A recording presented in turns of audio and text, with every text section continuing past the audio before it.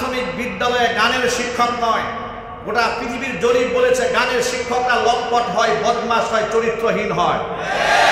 আমরা আমাদের আগামী প্রজন্মকে লম্পট, বদমাশ, চরিত্রহীন বানাতে চাই না।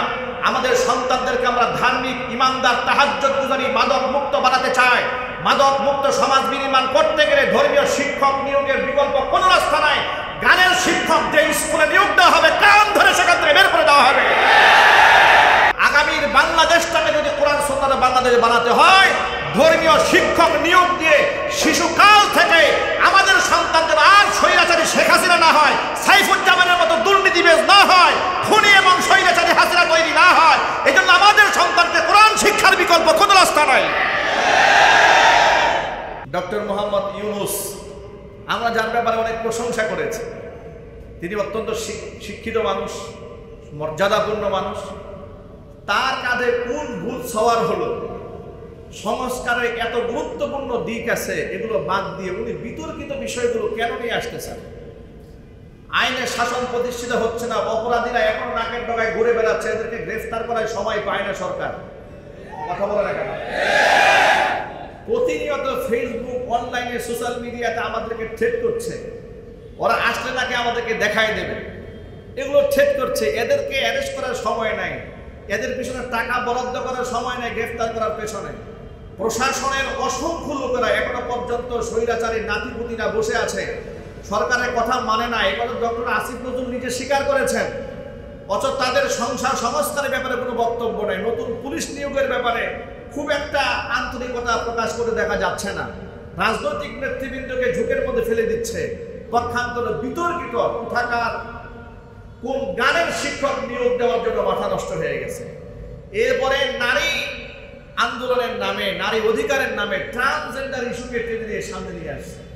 মানে অহেতুক বিতর্কিত বিষয়গুলোকে সামনে এনে গুরুত্বপূর্ণ বিষয়কে পেছনে ফেলে সরকার যে উদ্যোগ নিয়ে সামনে এগোচ্ছে, আমার তো মনে হচ্ছে স্বৈরাচারী হাসিনার মাথায় যে ভূত উঠেছিল সেই বা তার মাথায় উঠে বসে আছে। মনে রাখবেন, আমরা কিন্তু ভূত তাড়াতে জানি। কি বলেন? ভূত তাড়ানোর মলম, ঔষধ, ঝাড়ফুঁক সব আমাদের জানা আছে না? কথা বলেন, জানা আছে না? আমরা শুধু শু দেব, মলম দলার দায়িত্ব আপনাদের। কি বলেন, রাজি আছেন তো ইনশাল্লাহ? সুতরাং প্রাথমিক বিদ্যালয়ে গানের শিক্ষক নয়। গোটা পৃথিবীর জরিপ বলেছে গানের শিক্ষকরা লম্পট হয়, বদমাশ হয়, চরিত্রহীন হয়। আমরা আমাদের আগামী প্রজন্মকে লম্পট, বদমাশ, চরিত্রহীন বানাতে চাই না। আমাদের সন্তানদেরকে আমরা ধার্মিক, ইমানদার, তাহাজ্জুদ গুজারি, মাদক মুক্ত বানাতে চাই। মাদক মুক্ত সমাজ বিনির্মাণ করতে গেলে ধর্মীয় শিক্ষক নিয়োগের বিকল্প কোনো রাস্তা নাই। গানের শিক্ষক যে স্কুলে নিয়োগ দেওয়া হবে, কান ধরে সেখান থেকে বের করে দেওয়া হবে।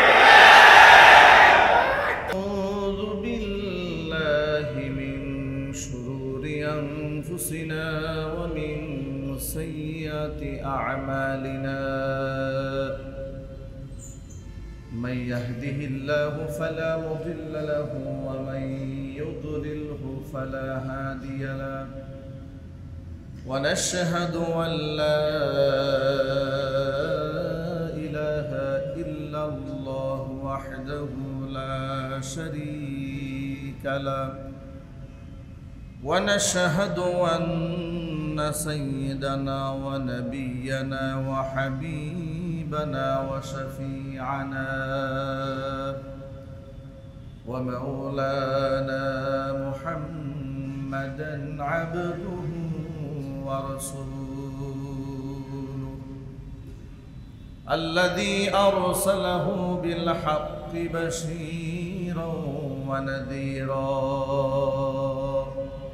وداعيا إلى الله بإذنه وسراجا منيرا أما بعد فأعوذ بالله من الشيطان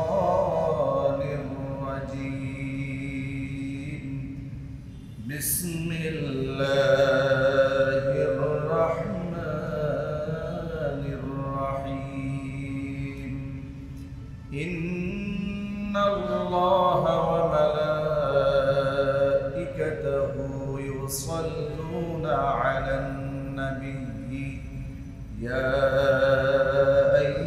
الذين آمنوا صلوا عليه وسلموا تسليما اللهم صل على محمد وعلى آل محمد كما صليت على إبراهيم وعلى آل إبراهيم إنك حميد مجيد اللهم بارك على محمد وعلى آل محمد كما باركت على إبراهيم وعلى آل إبراهيم إنك حميد مجيد মহান আল্লাহ রাব্বুল আলামিনের দরবারে আলিশানে লাখো কোটি শুকরিয়া আদায় করছি যে মহান আল্লাহ তাআলা তার মহান হুকুম জুমার নামাজ আদায় করার লক্ষ্যে আমাদেরকে যথাসময়ে তার ঘরে উপস্থিত হওয়ার তৌফিক দান করেছেন। হৃদয়ের সবটুকুন ভালোবাসা উজাড় করে শ্রদ্ধা জড়িত কণ্ঠে মহান মনিবের শেখানো ভাষায় শুকরিয়া আদায় করছি। জবান ছেড়ে দিয়ে সকলে একযোগে বলছি আলহামদুলিল্লাহ। রব্বানা লাকাল হামদ হামদান কাসীরা তাইয়িবান মুবারাকান ফীহি ইয়া রাব্বি লাকাল হামদু কামা ইয়ানবাগি লিজালালি ওয়াজহিকা ওয়া আযীমি সুলতানিকা। আল্লাহ তাআলা আমাদের জিন্দেগির গুনাহ খাতা মাফ করে দেন। জুমার নামাজকে আল্লাহ তাআলা কবুল করুন। দিনের পথে চলা, দিনের কথা বলা আল্লাহ তাআলা আমাদের সকলের জন্য সহজ করে দিন। কোরআনের নূর দিয়ে আল্লাহ তাআলা আমাদের সিনাগুলোকে আলোকিত করে দিন। কোরআন শিক্ষায় গোটা সমাজ ব্যবস্থাকে আলোকিত করতে পারি সেই তৌফিক আল্লাহ পাক আমাদেরকে দান করুন। রবিউল আউয়াল মাস চলমান, আজ 11ই রবিউল আউয়াল। নবী করিম সাল্লাল্লাহু আলাইহি ওয়াসাল্লাম এই মাসে দুনিয়াতে আগমন করেছেন, আবার এই মাসেই তিনি দুনিয়া থেকে বিদায় গ্রহণ করেছেন। এই মাসে আগমন করেছেন কিনা সেই ব্যাপারে ঐতিহাসিকদের মতে বিভিন্ন মতবিরোধ রয়েছে, কিন্তু রবিউল আউয়াল মাসে সোমবার দিবাগত রাত্রে নবী করিম সাল্লাল্লাহু আলাইহি ওয়াসাল্লাম দুনিয়া থেকে বিদায় হয়েছেন, সেই ব্যাপারে ঐতিহাসিকদের মধ্যে কোনো দ্বিমত নেই। সুতরাং এক দৃষ্টিকোণ থেকে বিশ্ববাসীর জন্য এই মাস আনন্দের, আরেক দৃষ্টিকোণ থেকে গোটা বিশ্ববাসীর জন্য এই মাস বড় বেদনা। নবী করিম সাল্লাল্লাহু আলাইহি ওয়াসাল্লাম তার জন্মের শুকরিয়া আদায় করে প্রত্যেক সোমবারে রোজা রাখতেন। তাকে জিজ্ঞেস করা হয়েছে, আপনি সোমবার দিন রোজা রাখেন কেন? নবী করিম সাল্লাল্লাহু আলাইহি ওয়াসাল্লাম জবাবে বলেছেন, হাদা ইয়াউমুন বুলিদতু ফীহি, এটা হচ্ছে সেই দিন যেদিন আমি জন্মগ্রহণ করেছি, আমি শুকরিয়া আদায় করে আমি রোজা রেখেছি। সুবহানাল্লাহ। অনেক লম্বা কথা না বলে সংক্ষেপে পয়েন্টগুলো শুধু মনে রাখবেন। তাহলে নবী করিম সাল্লাল্লাহু আলাইহি ওয়াসাল্লাম তার জীবদ্দশায় বাৎসরিক জন্ম দিবস পালন না করে প্রত্যেক সপ্তাহের জন্মদিন উপলক্ষে রোজা রেখেছেন, আল্লাহ পাকের শুকরিয়া আদায় করেছেন। সুতরাং নবী করিম সাল্লাল্লাহু আলাইহি ওয়াসাল্লামের সেই সুন্নাত ধারাবাহিকতা অব্যাহত রাখার দাবি হচ্ছে সোমবার দিন রোজা রাখা। বৃহস্পতিবার নবী করিম সাল্লাল্লাহু আলাইহি ওয়াসাল্লাম রোজা রাখতেন। সাহাবায়ে কেরাম প্রশ্ন করলেন, আপনি বৃহস্পতিবার রোজা রাখেন কেন? হুজুর জবাবে বললেন, বৃহস্পতিবার হচ্ছে সেই দিবস যে দিবসের বিকেলবেলা সারা সপ্তাহের আমল নামা নিয়ে ফেরেশতারা আল্লাহর কাছে হাজিরা দেন। তো যে আমল নামা রবের কাছে গিয়ে ফেরেশতারা উপস্থিত হবেন, আমি চাই মুহাম্মদ সাল্লাল্লাহু আলাইহি ওয়াসাল্লামের তামান্না হচ্ছে আমার আমল নামা এমন অবস্থায় আমার রবের কাছে দেওয়া হোক যে আমি রোজা অবস্থায় ছিলাম। এই জন্য নবী করিম সাল্লাল্লাহু আলাইহি ওয়াসাল্লাম বৃহস্পতিবারে রোজা রাখতেন। তাহলে বৃহস্পতিবারে রোজা রাখার আমল পেলেন, সোমবার দিন রোজা রাখার আমলও পেলাম। এগুলো হচ্ছে সুন্নাহ। রবিউল আউয়াল আসলে আমি দেখি অসংখ্য মানুষের মধ্যে বাক বিতণ্ডা দেখা যায়। মিলাদ হবে না কিয়াম হবে, দাঁড়িয়ে হবে না বসে হবে ইত্যাদি নিয়ে খুব বিতর্ক তৈরি হয়। আমার মনে হয় যে রবিউল আউয়াল মাস যেন বিতর্কের মাসে পরিণত করেছে, কিন্তু রবিউল আউয়াল মাস তো বিতর্কের মাস হওয়া উচিত নয়। নবী করিম সাল্লাল্লাহু আলাইহি ওয়াসাল্লামের সিরাত চর্চার মাস হোক, জীবনী চর্চার মাস হোক, আমাদের মধ্যে ভুলগুলো রাসূল পাক সাল্লাল্লাহু আলাইহি ওয়াসাল্লামের জীবনের আলোকে আমরা সংশোধন করে নেই। কিন্তু আমরা এমন কোনো আমল করবো না, এমন কোনো কথা বলবো না যা কোরআন গ্রহণ করে না, হাদিস এলাও করে না, এমন আমল আমরা করব না।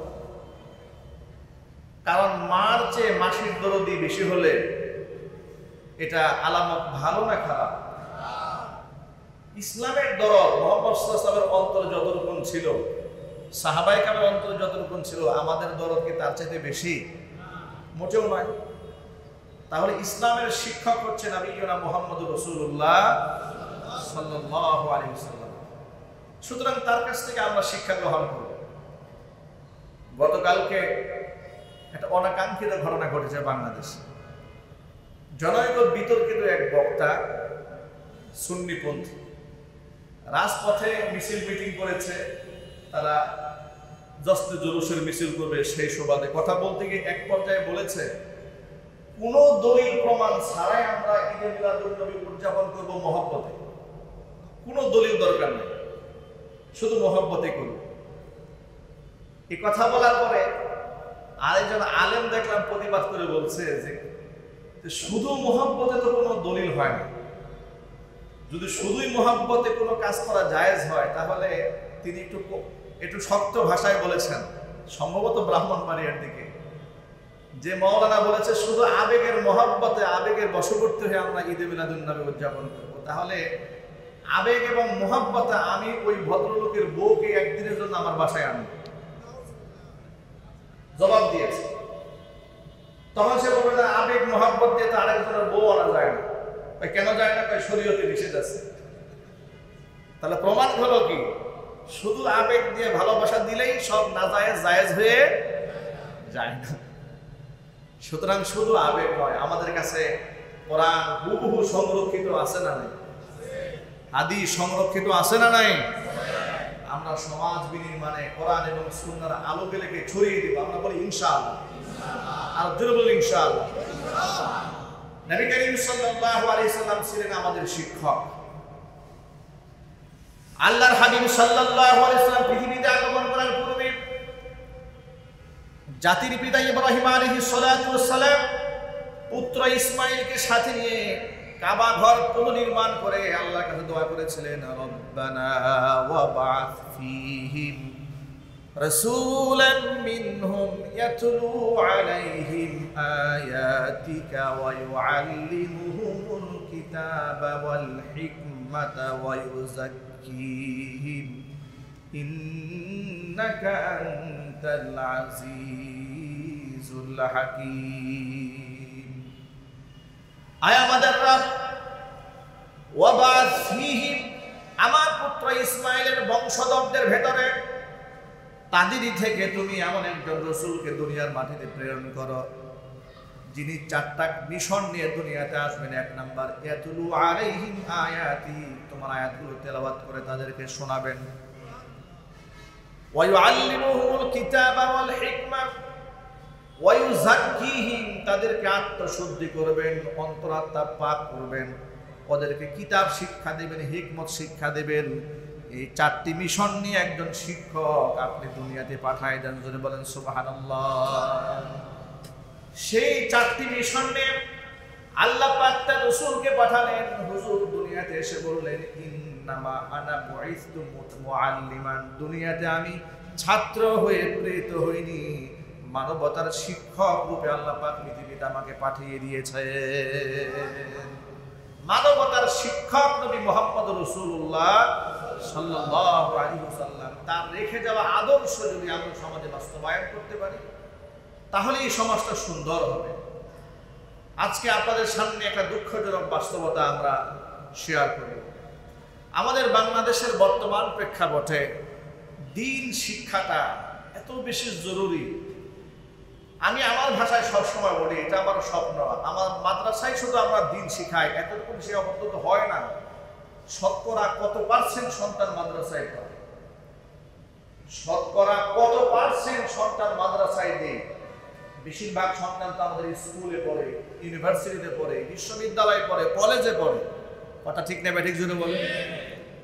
একটা ঘরে 4-5টা সন্তান থাকলে অনেকের ঘর থেকে মাত্র একজন সন্তানকে মাদ্রাসায় দেওয়া হয়, বাকি স্কুল কলেজ ইউনিভার্সিটিতে সবাই তো পড়াশোনা করছে। একটা সমাজের কত পার্সেন্ট ছেলে মেয়ে মাদ্রাসায় পড়ে? বেশিরভাগ সন্তান তো স্কুল কলেজ বিশ্ববিদ্যালয়ে পড়াশোনা করছে। তাহলে যে স্কুল কলেজ বিশ্ববিদ্যালয়ে আমাদের কলিজার টুকরা সন্তানরা পড়ছে, যারা আগামী দিনের ভবিষ্যৎ, তাদের মধ্যে যদি আমরা দ্বীন প্রবেশ করাতে না পারি, তাদের মধ্যে যদি ঈমান প্রবেশ করাতে না পারি, কোরআন সুন্নাহ যদি প্রবেশ করাতে না পারি, তাহলে যত চিৎকার আমরা করি, চেঁচামেচি আমরা করি, রাজনৈতিক সংস্কারের কথা বলি, গোটা সংস্কারের তো আন্দোলন চলছে বাংলাদেশ, সংস্কার সংস্কার কত কিছু হবে, কিন্তু কোনোদিন এই সংস্কার সাকসেস হবে না যদি আমাদের সন্তানদেরকে আমরা দ্বীন থেকে দূরে সরিয়ে দিই। ঠিক কিনা জোরে বলে? দ্বীন থেকে দূরে সরে যাওয়ার কারণে গোটা সমাজ ব্যবস্থায় কেমন পচন ধরেছে। আমাদের এই বাংলাদেশে 2024 সালের জরিপ অনুযায়ী 8.3 মিলিয়ন পিপল তারা মাদকাসক্ত। প্রায় 83 লক্ষ মানুষ মাদকের সাথে সংশ্লিষ্ট 2024 সালের জরিপ অনুযায়ী। ঘৃণার সাথে বলেন নাউজুবিল্লাহ। আপনারা শুনে অবাক হবেন, কিশোর গ্যাংয়ের সংখ্যা বাড়ছে দিন দিন। কিশোর গ্যাং কারা? 12 থেকে 18 বছর বয়স। এই বয়সের ছেলেরা বিভিন্ন সংগঠন তৈরি করে, অস্ত্রধারী হয়, তারা গ্যাং তৈরি করে, রাস্তাঘাটে চাঁদাবাজি করে, রামদা নিয়ে ঘোরাফেরা করে, মানুষের হাত পা কেটে ফেলে, রক্তক্ষয়ী সংঘর্ষ বাঁধিয়ে দেয়, এমনকি মানুষ খুন পর্যন্ত করে। এই কাজগুলো তারা করছে। স্কুল কলেজ থেকে এরা বের হয়ে এই সমস্ত বিপদগামী হচ্ছে। মাদকের সাথে সংশ্লিষ্ট মেয়েরা পর্যন্ত জড়িয়ে যাচ্ছে এর সাথে।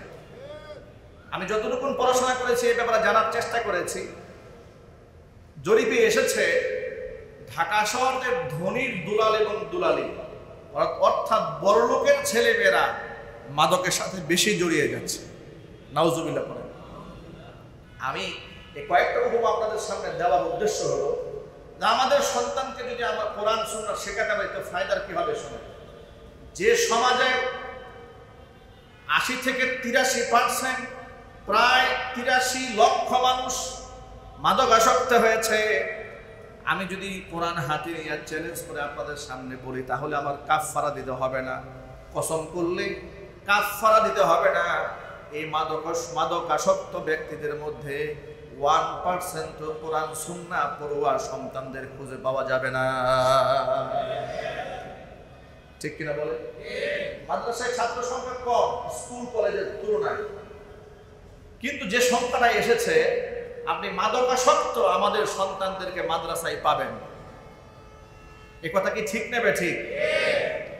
প্রশ্ন হলো কারণটা যে বয়সের ছেলে মেয়েরা মাদকাসক্ত হচ্ছে স্কুলে কলেজে ইউনিভার্সিটিতে, ওই একই বয়সের ছেলে মেয়ে মাদ্রাসায় আছে, তারা মাদকাসক্ত হচ্ছে না কেন? তারা নেশাগ্রস্ত হচ্ছে কেন? তারা ড্রাগসে আসক্ত হচ্ছে না কেন? তাদেরকে নাইট ক্লাবে পাওয়া যায় না কেন? তাদেরকে নেশার আড্ডায়, গাজার আড্ডায়, তাসের আড্ডায় পাওয়া যায় না কেন? মাস্তানি করতে পাওয়া যায় না কেন? এর কথার জবাব একদম চূড়ান্ত। এর জবাব হলো 1500 বছর আগে যে কোরআন দিয়ে আল্লাহর নবী সাল্লাল্লাহু আলাইহি ওয়াসাল্লাম সুন্দর একটা সমাজ বিনির্মাণ করতে সক্ষম হয়েছিলেন, ওই কোরআনের কিছুটা প্র্যাকটিস মাদ্রাসায় থাকার কারণে গোটা মাদ্রাসাগুলোকে আল্লাহ পাক মাদক থেকে মুক্ত করে দিয়েছে। সুতরাং ওই প্র্যাকটিসটা যদি গোটা সমাজ ব্যবস্থার মধ্যে হতো যে প্র্যাকটিসটা মাদ্রাসায় করানো হয় এটা যদি স্কুলে করানো হতো, ইউনিভার্সিটি লেভেলে করানো হতো, তাহলে আমাদের বোনেরা ইফটিজিং এর শিকার হতেন না, আমাদের ভাইরা মাদকাসক্ত হতেন না, আমাদের আগামীর বাংলাদেশ একটা নিরাপদ বাংলাদেশ হয়ে যেত। কথা ঠিক না ব্যাটিং যেটা বলে? এই জন্য ধর্মীয় শিক্ষক এবং ধর্মীয় সিলেবাস স্কুলেও থাকা উচিত, বিশ্ববিদ্যালয়ে থাকা উচিত। কিন্তু অবাক করা বিষয় কি জানেন, এই সপ্তাহের মধ্যে সরকার একটা নতুন সিদ্ধান্ত গ্রহণ করেছে। সেই সিদ্ধান্ত হচ্ছে বাংলাদেশের যতগুলো প্রাইমারি স্কুল আছে সমস্ত প্রাইমারি স্কুলে তারা সরকারের পক্ষ থেকে একজন করে গানের শিক্ষক নিয়োগ দেবেন। একটু জোরে বলতে হবে না? আমি আপনাদেরকে বলি, গানের শিক্ষক নিয়োগ দেওয়ার ব্যাপারে বাংলাদেশের 90 থেকে 95% মানুষ মুসলমান। এই সংখ্যাগরিষ্ঠ মুসলিম দেশের ছোট্ট ছেলে মেয়েদেরকে, আমাদের সন্তানদেরকে আনুষ্ঠানিকভাবে রাষ্ট্রীয় কারিকুলামে গান শেখানো হবে, রাষ্ট্রীয় কোষাগার থেকে তাদেরকে বেতনভুক্ত করে শিক্ষক নিয়োগ দেওয়া হবে। এখন আপনারা বলেন এই দাবির সাথে কি আপনারা একমত? চিৎকার দিয়ে বলুন একমত। এখানে কত পার্সেন্ট লোক আপনারা এর বিরুদ্ধাচরণ করেন? আমি 2 হাত দেখতে চাচ্ছি।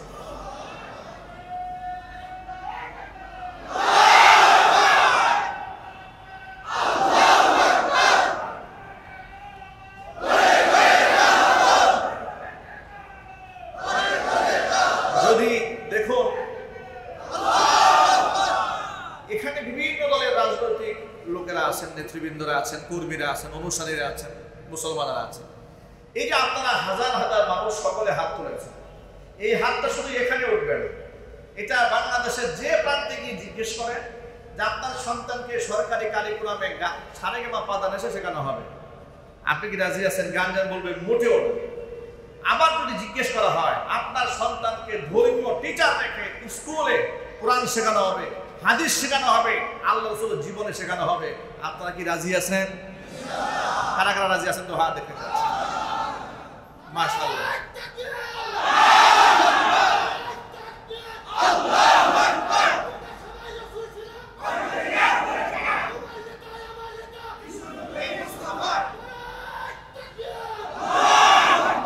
আমার প্রশ্ন হলো, তাহলে যে শিক্ষা সকলে চান সেই শিক্ষা কেন সরকার চান না? যে শিক্ষা কেউ চায় না সেই শিক্ষা কেন সরকার আমাদের উপর চাপিয়ে দিতে চান? ডক্টর মোহাম্মদ ইউনূস, আমরা যার ব্যাপারে অনেক প্রশংসা করেছি, তিনি অত্যন্ত শিক্ষিত মানুষ, মর্যাদাপূর্ণ মানুষ। তার কাঁধে কোন ভূত সওয়ার হলো?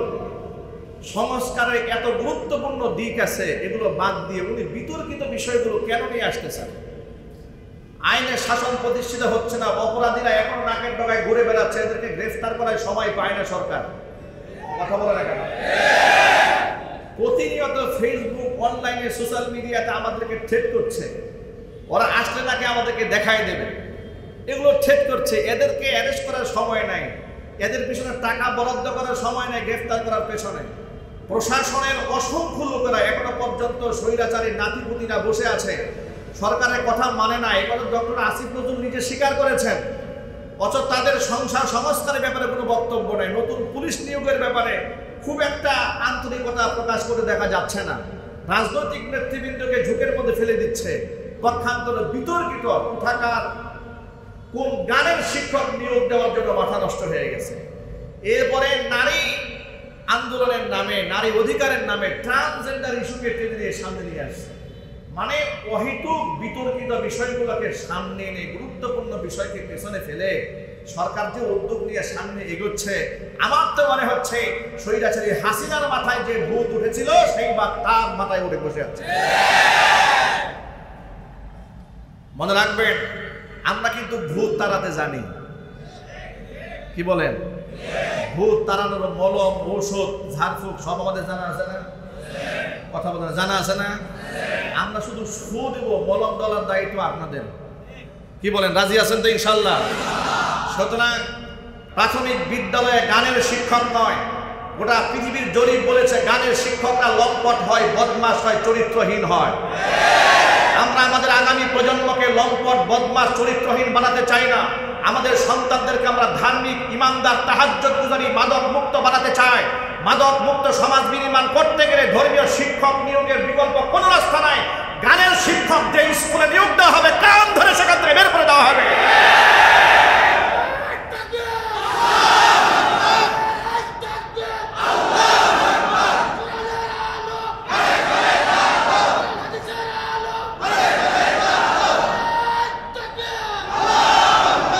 প্রশ্ন হচ্ছে, সাধারণ জনগণের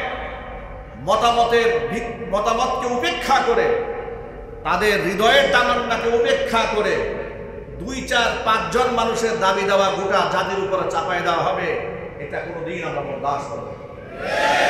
কথা ঠিক কিনা জোরে বলেন? গানের শিক্ষক কি আপনারা চান? চিৎকার দিয়ে বলুন চান। সুতরাং সরকারের এই সিদ্ধান্তকে প্রত্যাহার করতে হবে। ট্যাক্সের টাকা দিয়ে আমরা কোনো গানের শিক্ষক আমাদের স্কুলে আমরা ঢুকতে দেব না। স্কুলে এখনো পর্যন্ত অসংখ্য স্কুল আছে, প্রাইমারি স্কুলে শিক্ষকের অভাব, ভালো শিক্ষক নাই। 2 জন দিয়ে 3 জন দিয়ে পুরো প্রাইমারি স্কুল চলে। টাঙ্গাইলের একটা স্কুল কয়েকজন শিক্ষক স্বৈরাচারে আমল নিয়োগ দেওয়া হয়েছে, হাতে গোনা 3-4 জন, সবগুলাই হিন্দু। এরা আমার বাচ্চাদেরকে ধর্ম পড়ায়। আপনি চিন্তা করেন, এটা হিন্দু টিচার বিসমিল্লাহর মর্যাদা কি বোঝে, ধর্মীয় সাবজেক্টের মর্যাদা সে কি বোঝে, এগুলা পড়াচ্ছে। অথচ গোটা বাংলাদেশের 99% মানুষের আকাঙ্ক্ষা আমাদের বাচ্চাদেরকে স্কুলে, অন্তত প্রাইমারি লেভেলে কোরআন শেখানোর জন্য একটা ধর্মীয় শিক্ষক নিয়োগ দেওয়া হবে। এটাকে তারা গুরুত্ব দেয় না। গান শেখাবে আমাদের বাচ্চাদেরকে। মাথা নষ্ট হয়েছে, পাগলের মাথা ঠিক নাই, মাথা আমরা ঠিক করে দেবো ইনশাআল্লাহ। রাজি আছেন না ইনশাআল্লাহ? ধর্মীয় শিক্ষক যদি আমাদের সন্তানদের কাছে আসে তো ফায়দা কি হবে শোনেন। সাংস্কৃতিক মনাও তারা হবেন, তারা ইসলামী হাম শিখবেন, নাচ শিখবেন, কেরাত এবং গজল শিখবেন। ঠিক কিনা যদি বলেন? হালাল হারাম, বৈধ অবৈধ, জায়েজ না জায়েজ শেখাবে, আল্লাহর ভয় শেখাবে।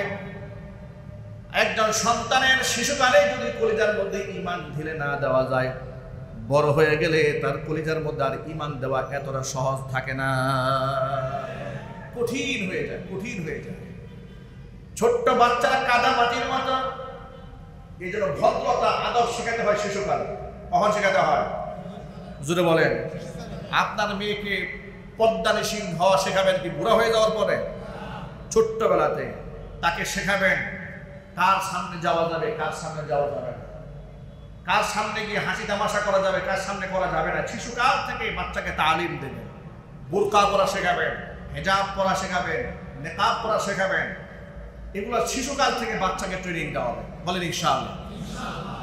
বাচ্চারা কাদা মাটির মতো, এদেরকে ছোটবেলায় আপনি যা শেখাবেন, কাদা মাটি নরম থাকা অবস্থায় যা খুশি তা বানানো যায়, কিন্তু যখন শক্ত হয়ে যায়, পুরা মাটি হয়ে যায়, তখন আর ঠিক করা যায় না, ভেঙে যায়। ওরা আমাদের শিক্ষা কারিকুলামের মধ্যে বিগত স্বৈরাচারীর আমলে হিন্দুত্ববাদী মিশন কার্যকর করার জন্য ধর্মীয় সমস্ত সাবজেক্টগুলোকে পেছনে ফেলে দেওয়া হয়েছিল। ঠিক কিনা জোরে বলেন? যত প্রকারের অমূলক শিক্ষা, সব শিক্ষা ব্যবস্থার মধ্যে ঢুকে দেওয়া হয়েছিল। আমরা চাই আগামীর বাংলাদেশটা কোরআন সুন্নাহর বাংলাদেশ বানাতে চাই। বলেন ইনশাআল্লাহ।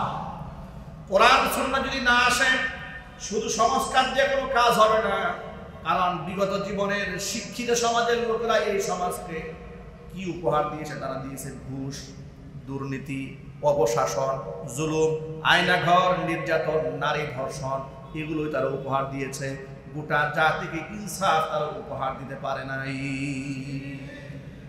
লোকেরা বলে শিক্ষা জাতির মেরুদণ্ড। সেটা কোন শিক্ষা?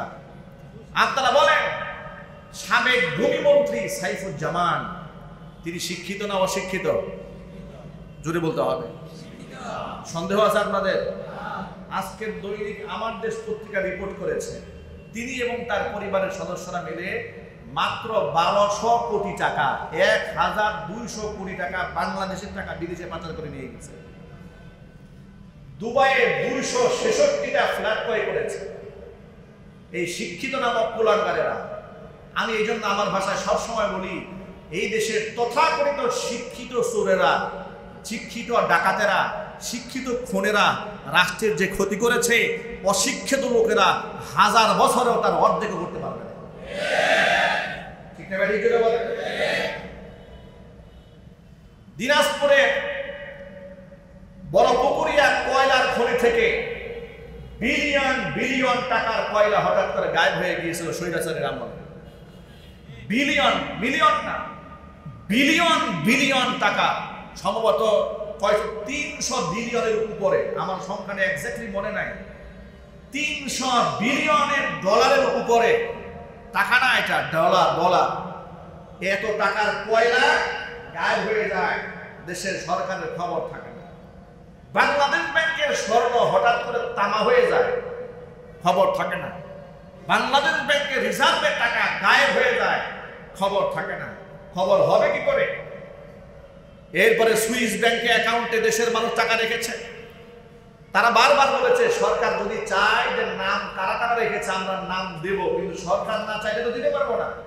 সরকার বলে নাম দেওয়ার কোনো দরকার নাই, নাম দেওয়ার কোনো দরকার নাই। সুইস ব্যাংকে কারা টাকা রেখেছে, সুইস ব্যাংকে টাকা কারা রাখে তাদের নাম দেওয়া দরকার নাই, কিন্তু 116 জন আলেমের নামের তালিকা করে দুদকে জমা দিয়ে তাদের নাম পত্রিকায় প্রকাশ করার খুব দরকার ছিল।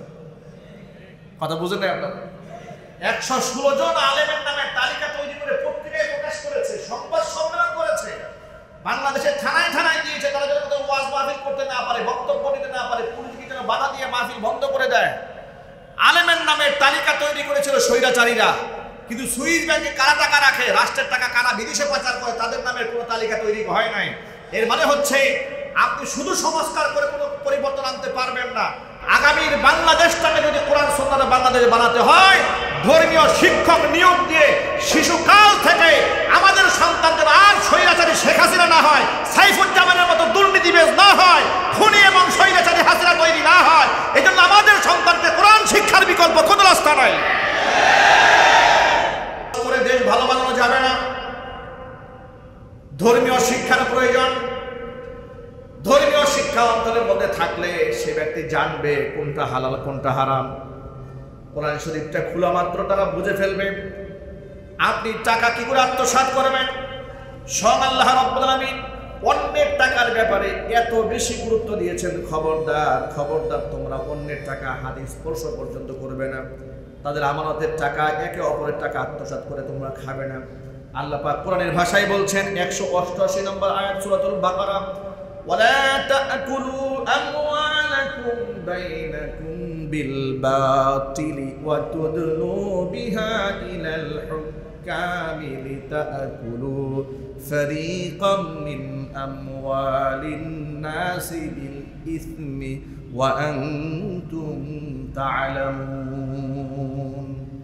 আল্লাহ পাক বলেন ওয়ালা তাকুলু আমওয়ালাকুম বাইনাকুম বিল বাতিল, অন্যায়ভাবে তোমরা একে অপরের সম্পদকে আত্মসাৎ করবে না।